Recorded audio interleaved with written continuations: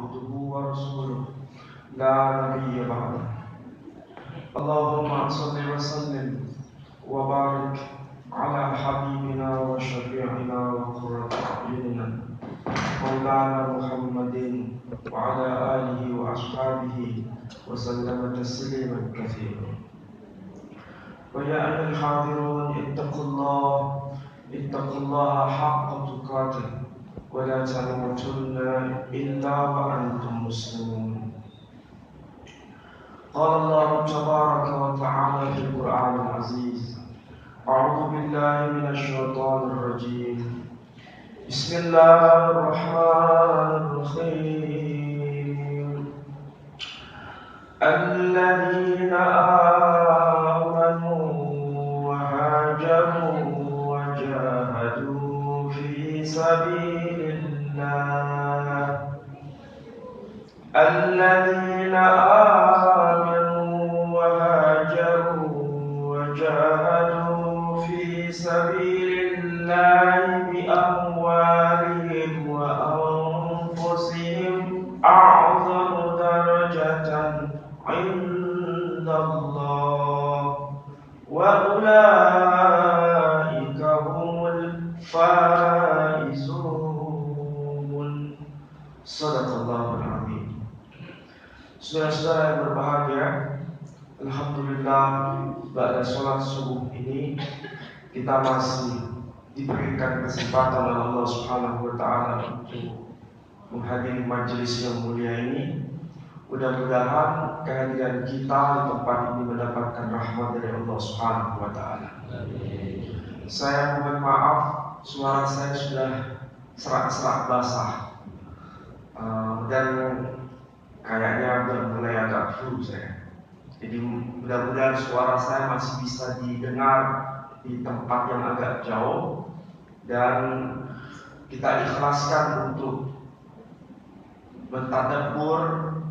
Mudah-mudahan ini nanti Allah memberikan kesembuhan. Insyaallah.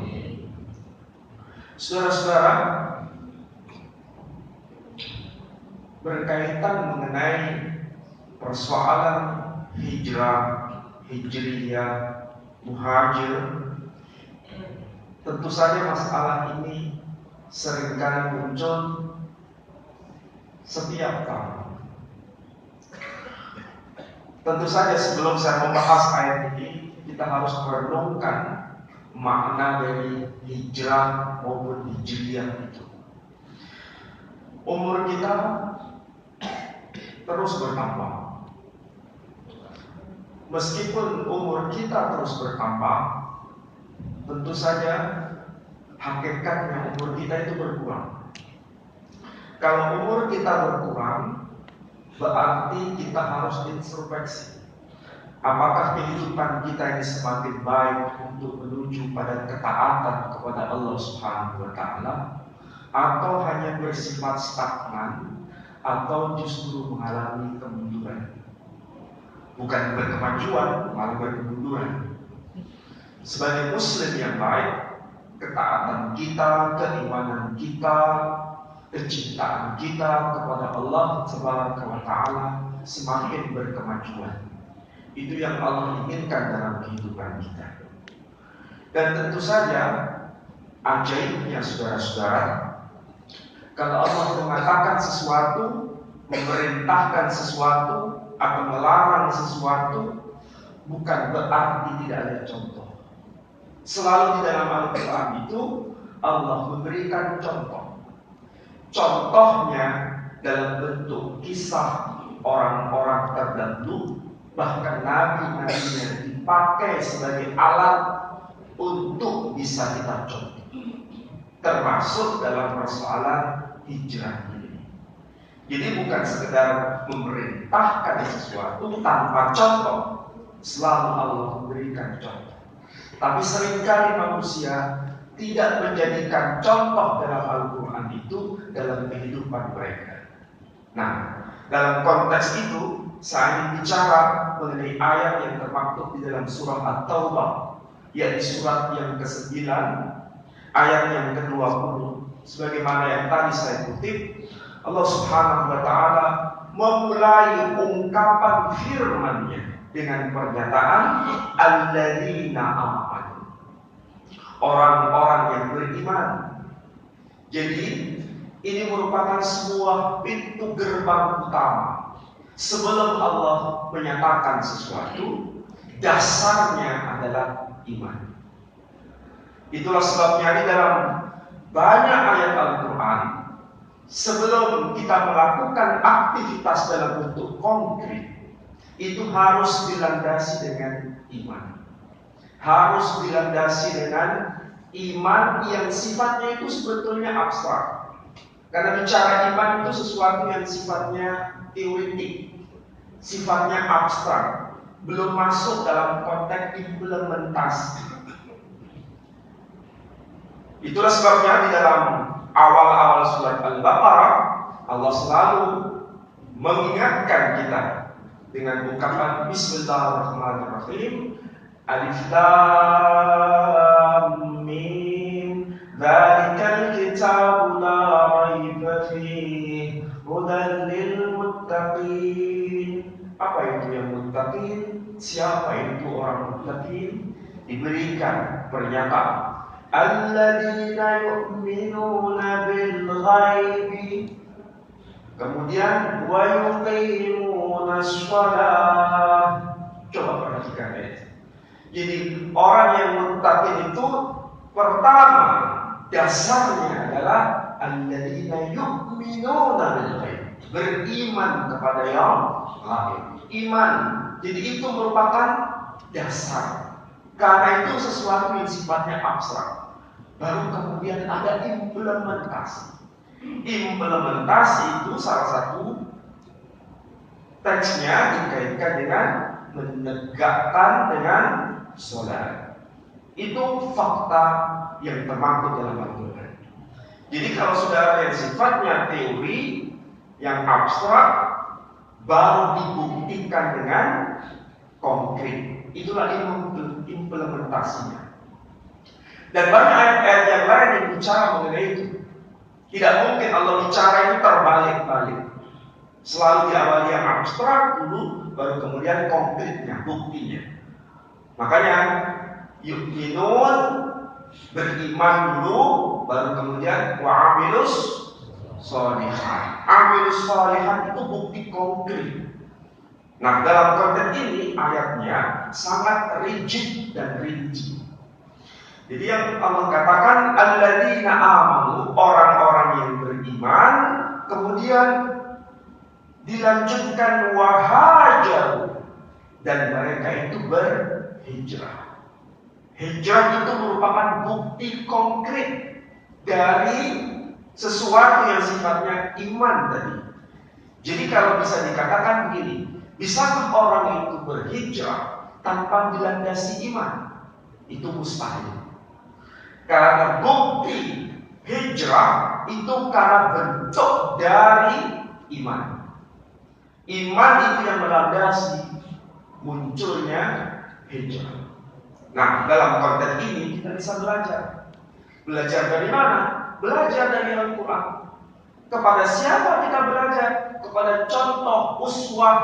Siapa uswah itu? Al-Quran sendiri mengatakan qad kanat lakum uswatun hasanah fi Ibrahim. Sungguh telah ada teladan utama bagi kita semua. Siapa dia? Ibrahim. Di mana buktinya? Al-Quran sendiri mengatakan, misalnya kita bisa baca dalam surat Al-Ankabut, surat yang ke-29, ayat yang ke-26.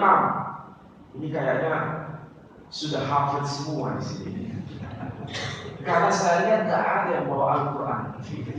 Karena kalau sudah begini kita hafal semua, ya kan? Kalau hafal itu berarti hafal yang sampai 30 juz. Mudah-mudahan ada ya yang hafiz 30 juz. Kalau misalnya nggak ada yang hafiz 30 juz, ya minimal hafiz yang juz 30. Nah, minimal. Kalau nggak ada yang begitu, minimal lagi. Ya semua hafiz bahwa Quran itu 30 juz. Ya, hafiz semua kan? Quran 30 juz. Kalau nggak tahu ya kebangetan gitu kan. Baik, saudara-saudara, Di dalam surah Al-Ankabut, surat yang ke-29 ayat 26, Allah memberikan contoh, betul-betul contoh. Bahkan ucapan sang contoh ini diutarakan dalam Al-Quran. Ucapan beliau yang menjadi contoh, menjadi patron itu diutarakan dalam Al-Quran. Allah berkata, wa qala inni muhajirun ila rabbi innahu huwal azizul hakim. Dan telah berkata, siapa yang telah berkata? Ayat sebelumnya menunjukkan itu merujuk pada Ibrahim. Jadi Ibrahim telah berkata, apa yang dikatakan oleh Ibrahim? Inni muhajirun ila rabbi. Sesungguhnya aku secara pribadi orang yang berhijrah kepada Tuhan. Jadi sekali lagi kita bisa belajar melalui ayat ini. Hijrah itu motifnya satu. Hijrah itu motifnya tidak ada motif lain kecuali hanya merujuk kepada Allah Subhanahu wa Ta'ala. Dan itulah yang dilakukan oleh Ibrahim. Muhajir. Jadi dia seorang muhajir. Dan anehnya saudara-saudara, orang yang pertama kali di dalam Al-Quran yang disebutkan sebagai tindakan orang yang berhijrah, dialah yang bernama Ibrahim. Jadi Ibrahim ini luar biasa. Saya kalau ditanya, Ustaz, tokoh yang paling dikagumi oleh jenengan itu siapa? Kalau saya jawab, ada dua. Satu tentu saja Khataman Nabiyyin. Yang kedua Abul Anbiya. Siapa Abul Anbiya ini? Ibrahim. Ini luar biasa. Sebab kalau bicara mengenai Abul Anbiya, semua orang, apapun agamanya, pasti mau mendengar kalau sudah bicara mengenai Abul Anbiya. Tapi kalau bicara Khataman Nabiyyin, mungkin hanya sebagian orang yang mau dengar. Tapi kalau bicara Ibrahim, mereka semua pasti dengar. Jadi kalau saya bicara di komunitas lintas agama, bicara diskusi, yang saya sentil terlebih dahulu, yang saya bicarakan terlebih dahulu, sepakati tokohnya adalah Ibrahim. Nah, dari situ kita bisa banyak belajar pada tokoh besar Ibrahim. Sekali lagi, Ibrahim mengatakan, Inni muhajirun ila rabbi. Sesungguhnya aku berhijrah kepada Tuhan. Tentu saja kita bertanya, mengapa sampai-sampai Ibrahim melakukan tindakan besar yang disebut hijrah? Apa yang melatari? Apa yang menjadi penyebab? Quran memberikan informasi. Sebelum Ibrahim hijrah, ada peristiwa besar yang terjadi dalam kehidupan beliau. Dan bukan hanya Quran yang membicarakan itu.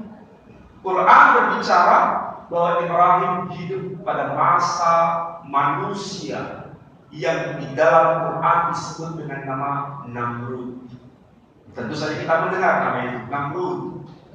Ternyata nama ini dan orang ini sepak terjangnya juga diceritakan dalam kitab agama-agama lain, termasuk dalam kitab Yahudi sendiri juga menyebut nama tokoh yang sama, tapi dengan lahjah yang berbeda. Kalau Quran menyebut Namrud, kalau dalam kitab Taurat maupun kitabnya saudara kita yang Nasrani menyebutnya Nimrod. Jadi kalau kita menyebut Namrud, Quran mereka menyebutnya Nimrod. Mau disebut Namrud, mau disebut Nimrod, maksudnya sama. Saya dulu pernah bicara kalau tidak salah di sini. Kalau Lawang, Jawa. Kalau Madura, Lamen. Ya kan? Beda tidak Lawang dengan Lamen? Padahal sama saja, ya kan? Bawang, Jawa. Bebeng, Madura. Bebeng dan bawang sama atau beda? Sama, sami mawon. Sama seperti kalau saya sebut Namrud, Nimrod, maksudnya sama.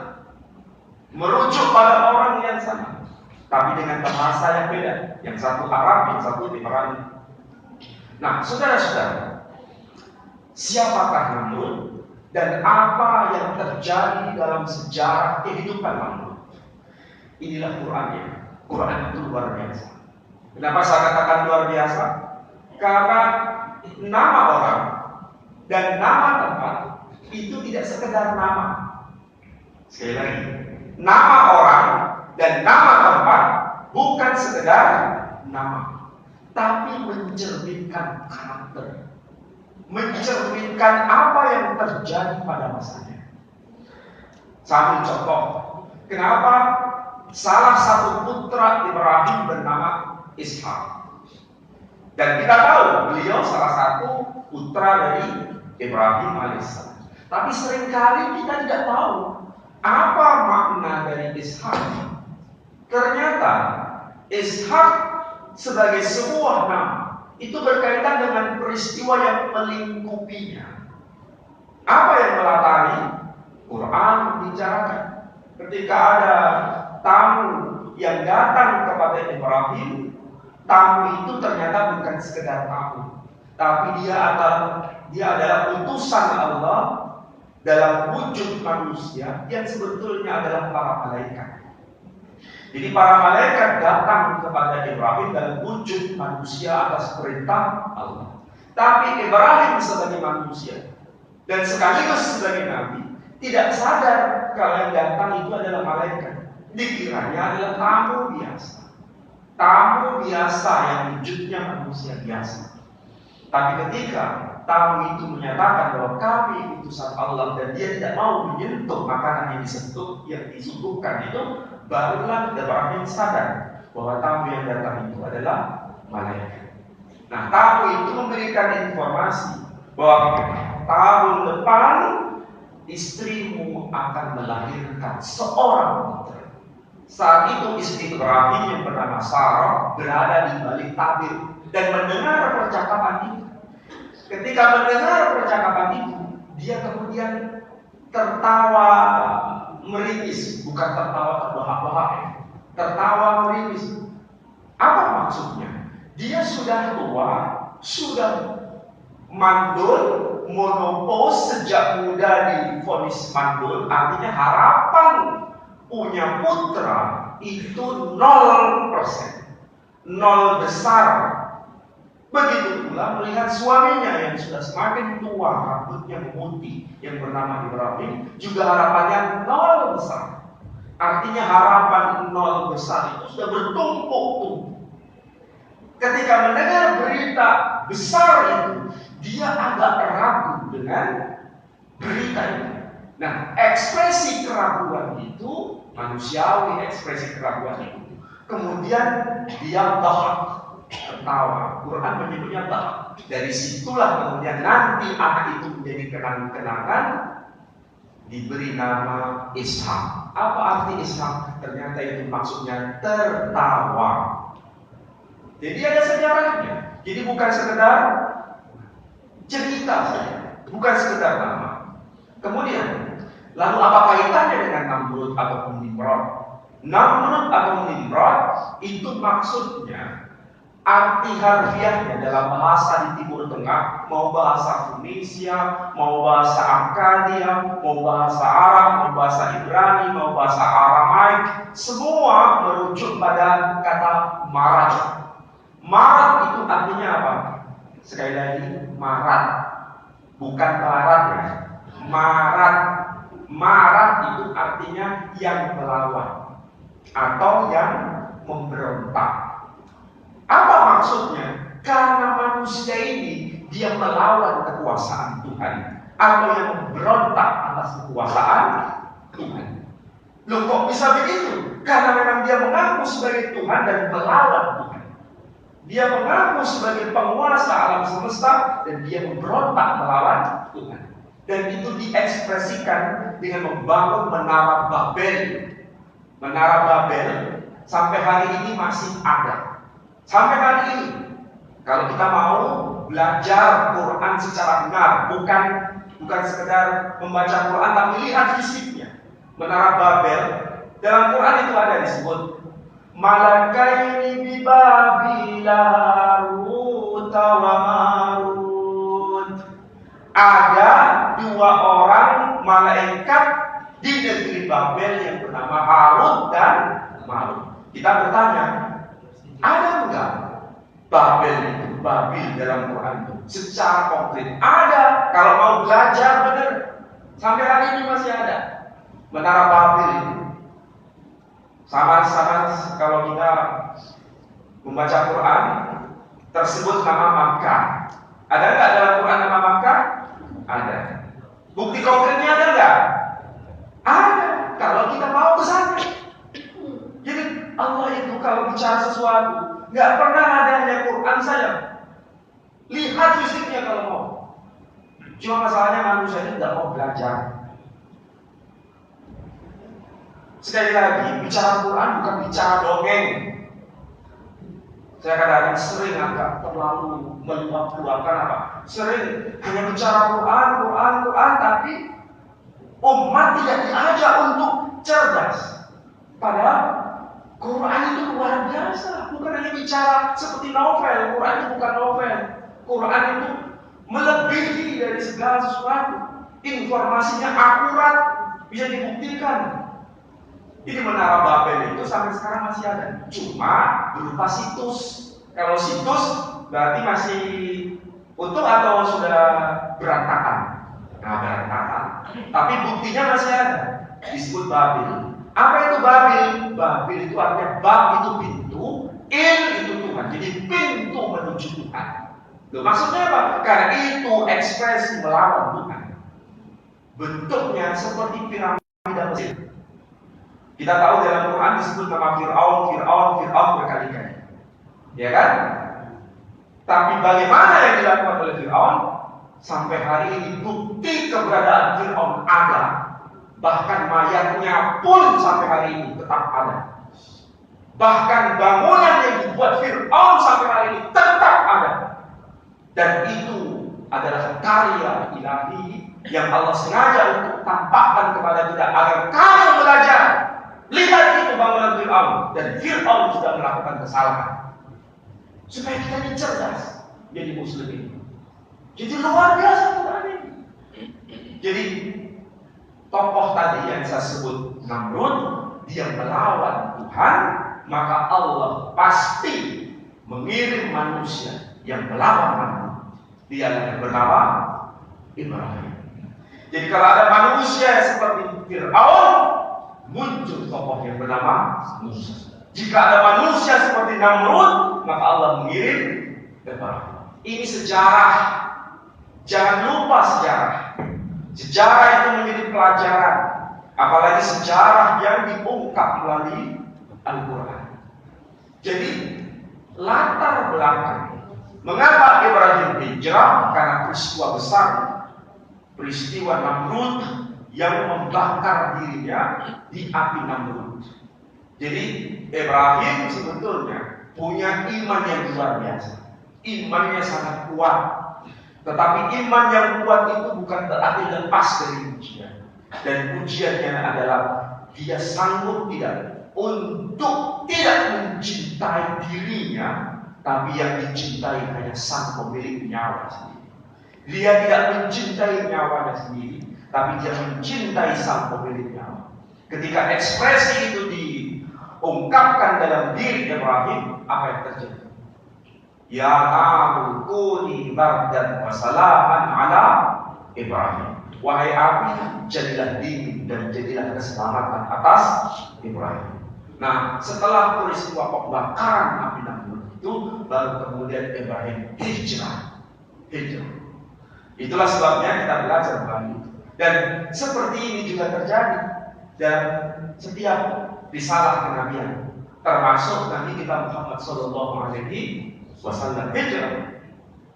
Jadi hijrah itu bukan berarti tidak membawa bekal iman. Sudah ada bekal iman. Lalu bagaimana untuk kita era sekarang? Untuk pelajaran era kita sekarang itu bisa bermakna luas. Maksudnya hijrah itu memang harus dilakukan. Anak-anak muda kita sekarang banyak yang berhijrah. Anak-anak pang, tahu anak-anak pang ya? Anak-anak yang istilahnya bertamu-tamu dan pokoknya begitulah. Kalau saya bilang itu anak langit lah. Ada filmnya itu, ada dokternya itu anak langit, modelnya kayak begitu. Sudah banyak yang berhijrah menuju Allah Subhanahu wa taala. Kalau berhijrah menuju Allah Subhanahu wa taala, orang-orang ini nggak bisa dibiarkan sendiri. Dan tentu saja orang yang berhijrah seperti mereka itu sudah ada bekal iman. Sudah ada bekal iman. Tapi jangan dibiarkan sendiri. Loh, kok bisa jangan dibiarkan sendiri? Karena khawatir. Orang yang seperti ini patut ada pendamping. Nabi saja, Ibrahim saja, hijrah juga ada pendampingan. Mau tahu? Ayat yang saya kutip tadi itu masih ada. Teks yang lebih lengkap. Fa'amana lahu Lut, maka telah beriman kepada Ibrahim. Siapa itu? Lut. Kemudian faqala inni dzahibun ila rabbi. Maka Ibrahim berkata, aku berhijrah kepada Tuhan. Jadi Ibrahim hijrah tidak sendiri. Dia hijrah ada pendampingan. Siapa yang mendampingi dia? Lut. Nabi Lut. Lut itu bukan anaknya Ibrahim. Lut itu adalah keponakan Ibrahim. Keponakan Ibrahim. Lalu kalau anak-anak pang harus apa? Anak-anak pang, anak-anak yang baru berhijrah begitu, jangan dilepas, harus ada pendampingan. Kita pun yang berhijrah secara hati atau secara lebih konkret beriman kepada Islam yang sempurna ini, menuju pada kesempurnaan ini, harus ada orang yang bisa mendampingi. Jangan ada sendiri tidak bisa, harus ada pendampingan. Nabi Muhammad SAW saja hijrah juga ada yang mendampingi. Siapa yang mendampingi beliau? Sayyidina Abu Bakar. Bahkan ada orang yang rela untuk mengorbankan diri, Sayyidina Ali bin Abi Thalib yang menggantikan posisi beliau saat dia ditinggal di Makkah. Jadi ada orang yang setia untuk mendampingi. Hijrah seperti itu. Untuk era sekarang anak-anak kita yang hijrah, anak-anak kita mungkin ada yang lebih baik keimanannya menuju pada sempurna. Jangan dibiarkan sendiri. Harus ada pendampingan. Tak bapaknya, tak siapa, harus ada pendampingan. Sebab kalau tidak, kita ini bukan nabi. Nabi saja masih ada yang mendampingi. Kita bukan nabi. Maka perlu ada orang-orang yang lebih baik kualitasnya dibanding orang-orang yang berhijrah secara hati. Kemudian saudara-saudara, kalau sudah berhijrah dan tahu latar belakang hijrah dan siapa yang menjadi panutannya, kemudian Allah berlanjut mengatakan wajahadu fi sabilillah, dan berjihadlah di jalan Allah. Ini bukti konkret yang lebih konkret dibanding hijrah. Jadi kalau hijrah itu tindakan nyata, tapi lebih nyata lagi, lebih masuk ke dalam wajahidu fi sabilillah, berjihad di jalan Allah dengan apa? Ada dengan dua pilar. Dua pilar jihad itu adalah bi amwalihim wa anfusihim. Perhatikan baik-baik. Ayat ini tidak terbalik. Bi amwalihim baru wa anfusihim. Bukan bi anfusihim wa amwalihim. Mengapa begitu? Ingat, Allah bicara itu dalam konteks manusia. Allah bicara itu dalam konteks manusiawi. Kenapa saya katakan manusiawi? Ingat, manusia secara umum lebih rela kehilangan harta dibanding kehilangan nyawa. Betul tidak? Saya ulangi lagi. Manusia itu secara umum lebih rela dulu kehilangan harta dibanding kehilangan nyawa. Kalau disuguhkan dua hal, kamu pilih mana? Hilang nyawamu atau hilang hartamu? Pasti yang dipilih, ambil nanti hartaku. Nyawaku aku masih bisa cari harta lagi. Ada orang merampok di rumah seseorang, kemudian diberikan pilihan, mau hartamu atau mau nyawamu? Mana yang diberikan? Harta, karena harta tidak dicari. Kalau nyawa diambil, tidak bisa cari harta lagi. Betul tidak? Ini manusia. Allah bicara dalam konteks ini, bicara kemanusiaan. Jadi, kalau Allah sudah bicara bi amwalihim wa anfusihim, kalau sudah amwalihim, harta yang diserahkan, itu pintu gerbang utama sebelum masuk lebih dalam, yakni nyawa. Jadi nyawa kita itu tidak berharga di hadapan Allah Subhanahu wa taala. Apalagi harta. Harta lebih tidak berguna bagi kita. Tapi bukan berarti kita tidak boleh mencari harta. Jangan salah paham ya. Maksudnya begini. Kita ini jangan sampai mencintai sesuatu selain Allah Subhanahu wa Ta'ala. Allah mau supaya kita ini melenyapkan kecintaan kepada apapun selain kepada Dia. Itulah sebabnya dulu kita pernah belajar kurban. Kenapa? Allah memerintahkan kepada Ibrahim tidak menyuruh kurbankan ternakmu. Kenapa?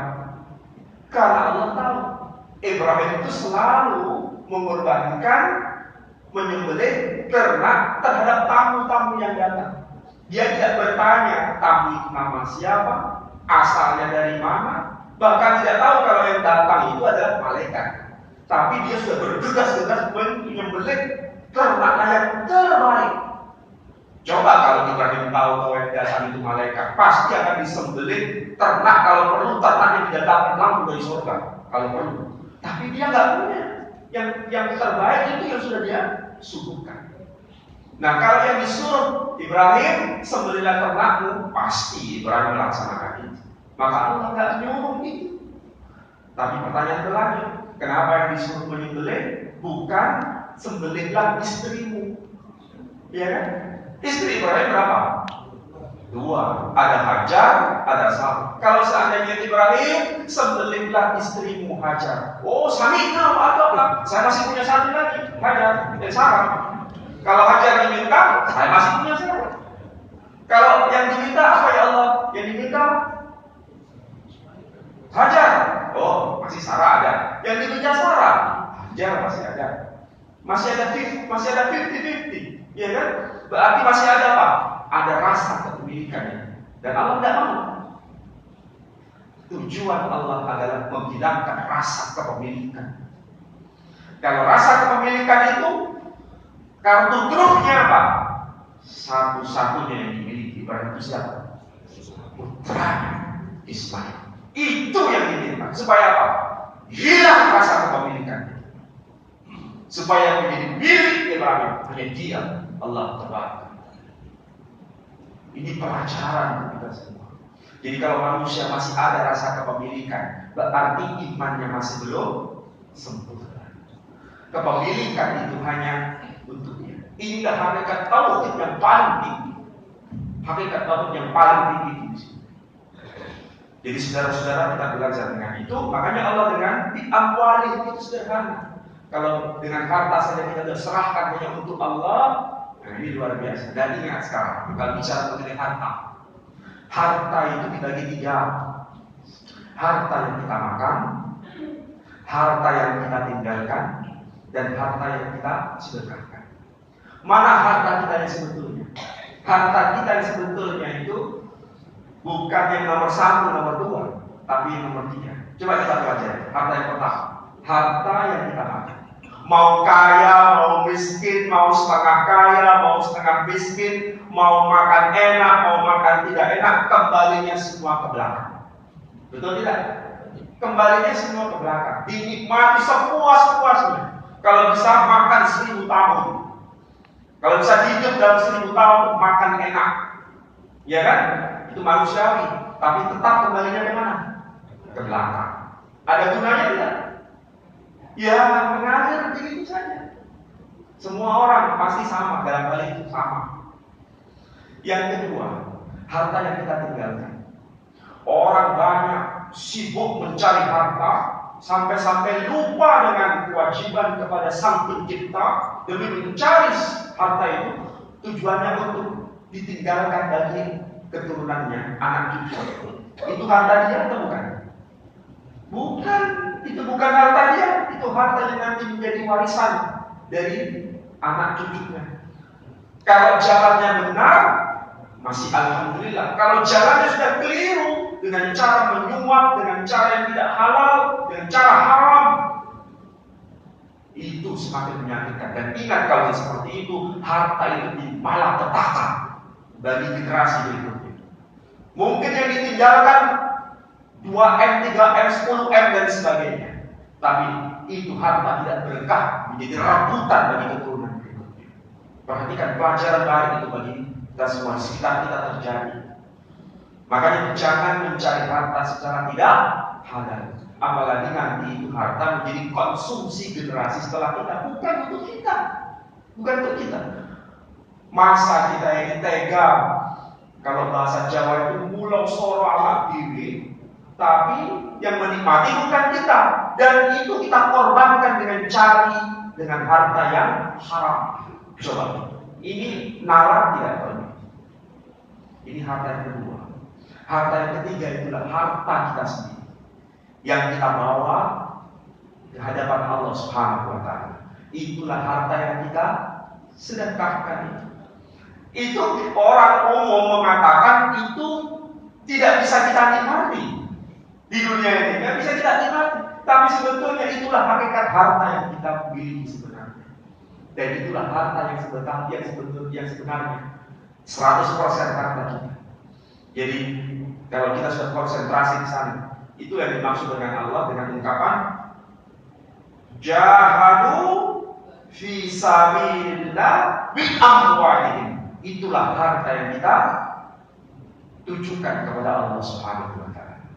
Baru kalau sudah seperti itu, baru lanjut ke berikutnya. Apa itu? Wa anfusihim, dan jiwa mereka.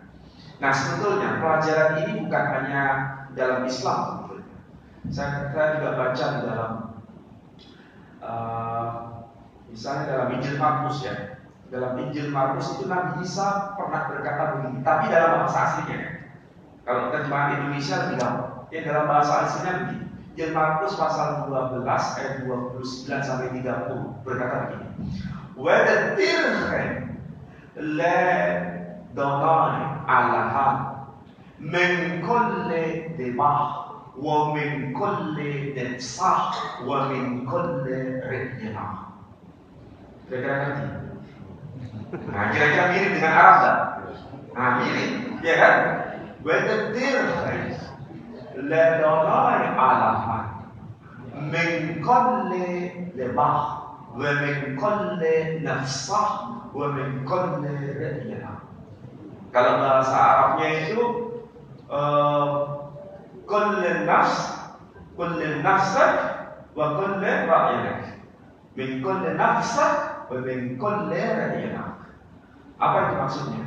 Dan cintailah Allah Tuhanmu dengan sepenuh jiwa, dengan sepenuh hatimu, dan dengan sepenuh jiwa nafsak, dengan sepenuh jiwa dan dengan sepenuh akal budi. Jadi kecintaan kepada Allah, kita persembahkan jiwa kita ini juga untuk Allah. Jadi ini ajaran kenabian sebetulnya. Dan Quran lebih konkret itu, bahwa kita tidak boleh mencintai jiwa kita sendiri. Bahkan kalau perlu jiwa ini kita korbankan untuk Allah Subhanahu wa taala. Ibrahim sudah berkorban dirinya untuk Allah. Bahkan korban nyawa anaknya untuk Allah. Tapi apakah itu hilang? Tidak. Tetap kita akan mendapatkan itu, dan bahkan dilebihkan oleh Allah Subhanahu wa taala. Dan Allah berkata, dua hal ini a'dhamu darajatan 'indallah. Hal itu semua sangat amat agung derajatnya di sisi Allah Subhanahu wa taala. Cuma manusia ini kadang-kadang tidak pede dengan apa yang dikatakan Allah melalui Quran ini. Itu besar, agung di hadapan Allah Subhanahu wa taala. Bahkan dalam Quran itu sebetulnya yang diposisikan memiliki derajat tinggi itu satu orang yang berilmu, ya, kemudian menafkahkan harta dan nyawa untuk Allah, dan ada satu lagi yang lebih gampang dilakukan banyak orang, yakni sholat tahajud. Itu maqaman mahmud. Itu gampang, banyak bisa dilakukan oleh banyak orang, dan rileks bisa dilakukan. Tapi seringkali orang banyak meninggalkan, ya kan? Padahal kalau bisa 2 rakaat gampang, 4 rakaat gampang. Tapi kadang-kadang namanya setan tuh pintar ya. Mau bangun susah, mata masih begini-gini, penuh lagi, ya kan? Setan tuh menggoda. Dalam hal gitu saja, setan tuh pintar menggoda. Apalagi masalah nyawa, Ibrahim saja mau menyembelih putranya, goda setan sampai 3 kali tempat yang berbeda. Makanya ada jumrah Aqabah, jumrah Ula, jumrah Wusta. Jadi semua itu ada godaan. Tapi kalau kita sudah mengalahkan godaan itu, insya Allah kita menjadi manusia unggul di hadapan Allah Subhanahu wa Ta'ala. Jadi sekali lagi, a'zamu darajatan indallah. Hal itu merupakan derajat yang mulia di sisi Allah. Wa ulaika humul faizun. Mereka itulah orang-orang yang mendapat kemenangan, meraih kemenangan. Jadi sekali lagi, saudara-saudara, umur kita ini semakin bertambah.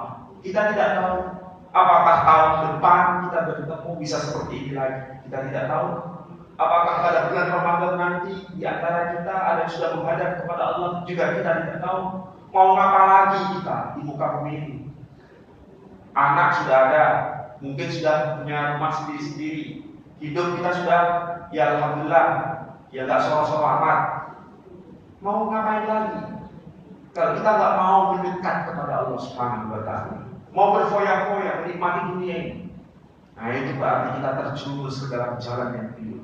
Jadi hadiahkan, kalau saya katakan hadiah itu hanya kurang tepatnya, persembahkan hidup ini hanya untuk Allah Subhanahu wa Ta'ala. Gak usah sambil contoh orang lain, sambil contoh saya aja supaya gampang. Saya ini dosen. Kalau tujuan saya sebagai dosen itu supaya hanya dapat gaji per bulan, kan dosen kan gajinya per bulan, ya kan? Kalau sekedar itu, hidup saya nggak ada arti. Saya merubah mindset sejak lama. Kalau hanya itu yang saya ingin dapatkan, untuk apa saya hidup?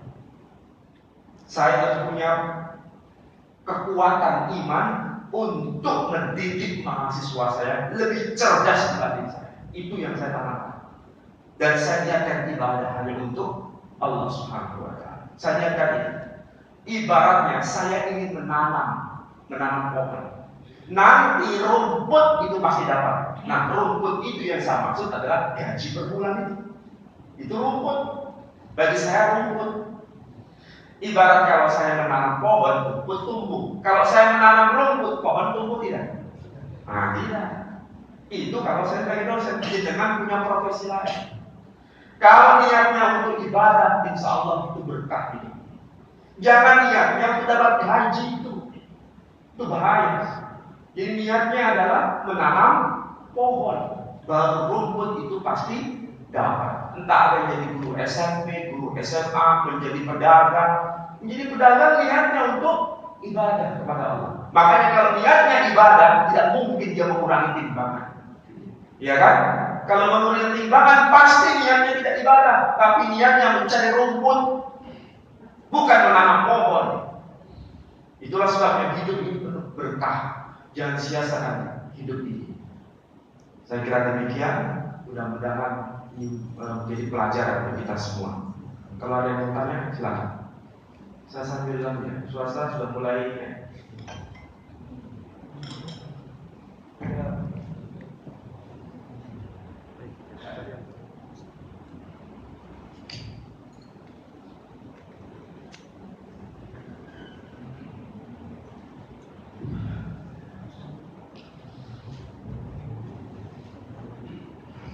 Ada yang mau tanya? Kalau nggak ada yang mau tanya, kayaknya sudah pintar-pintar semua. Saya berharap kayaknya semua ini merenung untuk memperbaiki diri, itu bagus. Merenung memperbaiki diri, oh ya saya salah, harus meniatkan ibadah, nanti rumput apa, itu yang penting.